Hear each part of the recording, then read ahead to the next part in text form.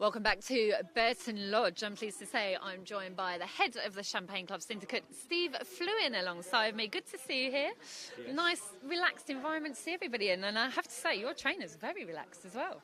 It's always a great kennel to come and visit socially. I think we know that. Paul's a player, and since he's married Mim, it's even got better. So, we have some nice social times, and they're great people. Right, let's talk about the derby. As a man who helped decide where the derby was going to be held, you must be pretty happy with the way your dogs are running, Toaster. Well, more importantly, first of all, I have to say I think Toaster are doing a fantastic job. They're really putting on a show, and it's beginning to look like a great derby. As far as our dogs are concerned, I mean, the two dogs winning on Friday night was fantastic, and I probably got a little bit carried away on telly, and you can hear by my voice that it's still not quite recovered, but there was an element of relief and joy in the fact that we got our two main greyhounds, Turbo and Bluebird, through to the next round. I was going to say to you, you did celebrate like you'd won the Derby final, but, you know, that was his second race in a year. We know the first one he finished last at Toaster.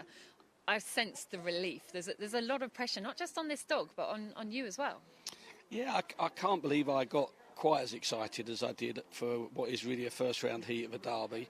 But I guess you have to remember that last year we had an amazing run with the dog, and then we laid him down in November, and then things started to go wrong in the new year. And you start to doubt your own view of whether he's as good as you think he is and whether he's well and ready to race. And, we needed a big run, and we got the big run, and it was very important. I think other people started to doubt him as well, and that started creeping in, certainly to the feedback we got at Racing Post TV. Are the doubts completely gone now? Not how good do you think he is, but, I asked Paul, can he pass dogs if he doesn't ping like he did the other night?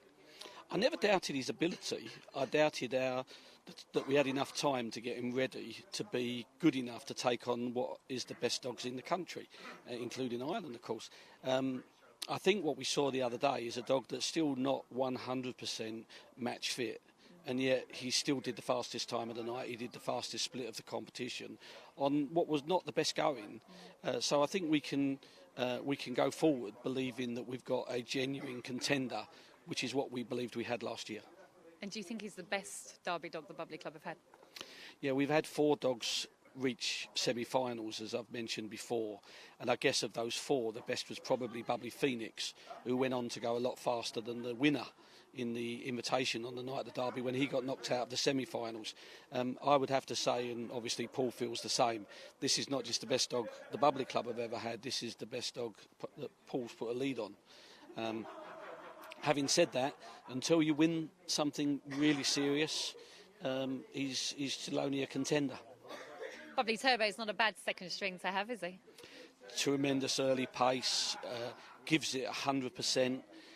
It was interesting, people said to me when I was on the committee for the Derby, oh, you won't choose Toaster because you know Bubbly Turbo doesn't get 500. Well, of course, I wasn't looking at it on a personal perspective. I wanted to do the right thing for the Greyhound Derby and for the Greyhound sport. Having said that, I think with his early pace and the style of running needed at Toaster, he'll be hard to knock out because he's going to be, if he comes away, he'll lead, and then he's got to have 3 greyhounds pass him. And so I could see him going a long way. He got to the semi-final last year, and I'd love him to go one step further. I think we all know what it means to you. What would it mean to the members of your syndicate if you were to have a dog in a Derby final? Well, the interesting thing, I was just talking to some members, and I own 1% of Bubbly Bluebird, along with 99 others. We're all in the same boat. But the interesting thing is we all feel that it's our dog. You actually lay awake at night and it's your dog that you're dreaming of winning the Greyhound Derby. You don't think that you've got 1%, you just think you own Bubbly Bluebird. And I think it means as much to any one individual who's got a share. The thing that's been interesting in this derby is the number of people who haven't got a share in Bubbly Bluebird, but they've got shares in other Bubbly dogs, and they've been texting and following the dog as if they had 1%. So I think everybody in the club and a lot of the club supporters would love Bubbly Bluebird to win. But it's natural in a sport like this. There's plenty of people that would be happy enough to see him out so that they have a chance of winning the derby too. I think it means everything.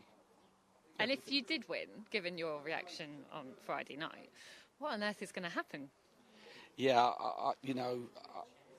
I can't even begin to imagine. I know it's going to be emotional because I've got lots of thoughts from 30 years that you tend to bottle up, waiting for the opportunity even to be in the Derby final.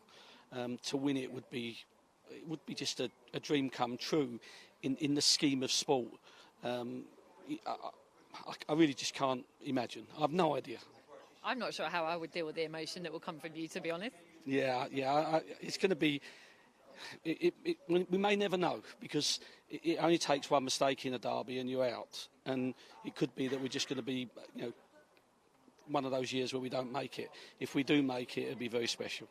I think it will be very special indeed. I really hope Bluebird does make it. Good luck with Turbo as well, but I'm a big Bluebird fan. He's a lovely dog. I really enjoyed meeting him today. And I know you feel a bit of a wally for your reaction the other night, but we like it. We like to see what it means to people. Well, I try not to watch myself on TV because I always look older, fatter and balder than I feel I am. I know the feeling. Not bald, but fat, yes. But someone showed me the video from the other night, and I really can't believe I was that excited. I had a drink or three as well, so I'll plead alcohol poisoning as well. I think everybody enjoys seeing what it means to you, but good luck and enjoy the journey, whatever happens, and fingers crossed it all goes to plan. Thanks ever so much, Julie. Thanks.